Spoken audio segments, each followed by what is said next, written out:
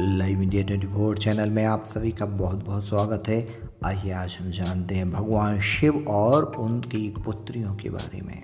क्या आप जानते हैं भगवान गणेश और कार्तिकेय की बहन कौन थी? भगवान शिव की बेटी के जन्म का मुख्य उद्देश्य क्या था? आखिर किस राक्षस ने किया था भगवान शिव की पुत्री का अपहरण?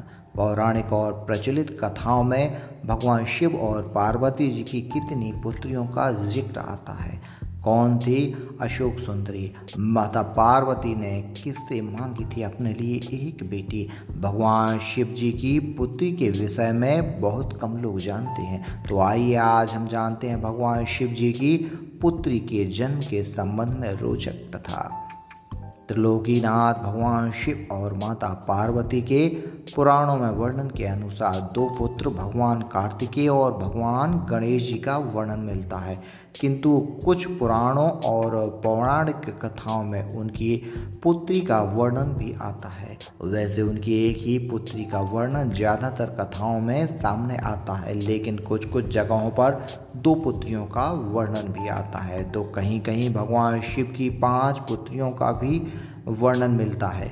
भगवान शिव की जिस पुत्री का ज़्यादातर कथाओं में वर्णन आता है वे भगवान कार्तिक और भगवान गणेश जी से छोटी मानी जाती हैं। उनका जन्म पार्वती जी द्वारा इच्छा पूर्ति कल्प वृक्ष से मांगने पर हुआ था। कुछ लोक कलाओं में वर्णित है कि भगवान शिव जी अपने ध्यान में मग्न थे। दोनों भाई कहीं युद्ध के लिए गए हुए थे, तब माता पार्वती जी अकेली रह गईं। माता पार्वती ने अपना अकेलापन मिटाने के लिए कल्प वृक्ष से एक पुत्री की मांग की।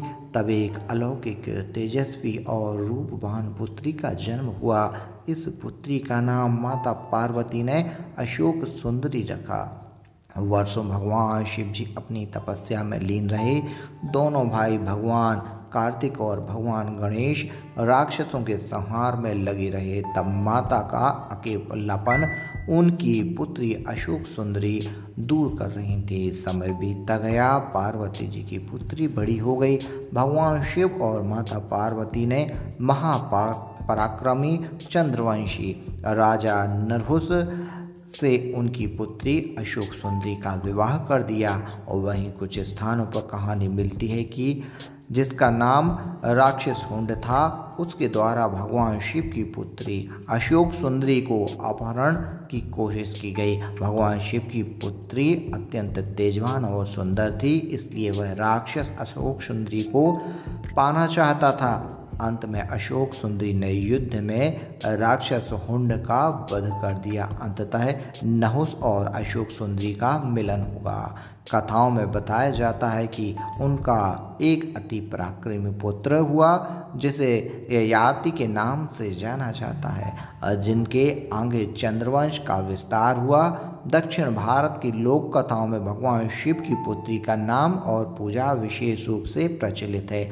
वहीं कुछ पुराणों और कहानियों में भगवान शिव की एक और पुत्री का वर्णन आता है, जिसे मनसा देवी के नाम से नागों की देवी के रूप में पूजा जाता है।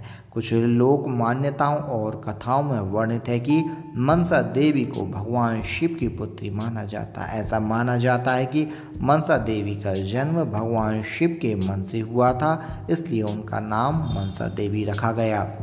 मनसा देवी को नागों की देवी का रूप माना जाता है और जितने भी संसार में विषधर हैं ये सब मनसा देवी के अधीन हैं। अधिकांश स्थानों पर नाग पंचमी के अवसर पर मनसा देवी की पूजा की जाती है। वहीं कुछ कुछ कहानियों में भगवान शिव और माता पार्वती की 3 और बेटियों का भी जिक्र आता है। कहीं कहीं पर बताया गया है कि भगवान शिव की कुल 5 पुत्रियां थीं। हालांकि मुख्य पुराणों में इस तरह की बातों का विवरण वर्णित नहीं है।